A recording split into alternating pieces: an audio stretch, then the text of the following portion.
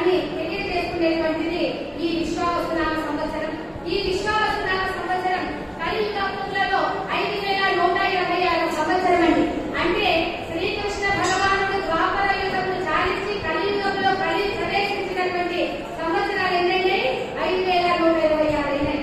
అందుకనే చెప్తూ ఉంటారు, ఏ దినమున భగవంతుడు కాలమును దాచినట్టి మేలుని దాచినట్టి ఉలిష్టమైన కలియుగం ఆరంభమగును అని. అంటే ఏ దినమున ద్వాపర యుగంలో శ్రీకృష్ణుడు తనువును చాలించి ఈ రోజున కలి ప్రవేశించినాడు. కనుకనే కలియుగం ప్రారంభమైందన్నమాట. మరి ఇది ఎలాగా అంటే విక్రమార్కుడు అంటే ఈ చైత్ర మాసంలోనే విక్రమార్కుడు సింహాసనాన్ని అధిష్ఠించిన రోజు, ఈ శ్రీరామరాజు పట్టాభిషిక్తుడైనటువంటి అధిష్ఠించిన రోజు, శాలివాహనుడు కూడా పట్టాభిషిక్తుడైనటువంటి రోజు ఈ ఉగాది. కనుకనే మనకి శాలివాహన శతాబ్దంలో 1947 అని చెప్పారు. మరి ఈ సంవత్సరం ఫలితములు ఎలా ఉంటాయి అని అంటే ఈ సంవత్సరం మనకి రాజు రవిగా ఉన్నారు.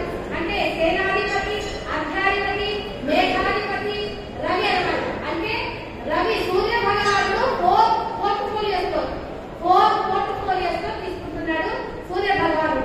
అంటే ఒక సినిమాకి 2 హీరోలు ఉన్నట్టుగా 2 హీరోలు ఉన్నట్టుగా ఈ సంవత్సరానికి 4 వాటిని సూర్య భగవానుడే తీసుకున్నాడు రాజుగా. అంటే మామూలుగా కూడా నవగ్రహాలలో రాజులు రవి, కానీ అలాంటి సూర్య భగవానుడే ఈ సంవత్సరము నిజంగానే రాజుగా ఉన్నాడు. కనుకనే అధికారము, ఆరోగ్యము అన్నిటి మీద ప్రభావం చూపిస్తూ ఉంటాడన్నమాట.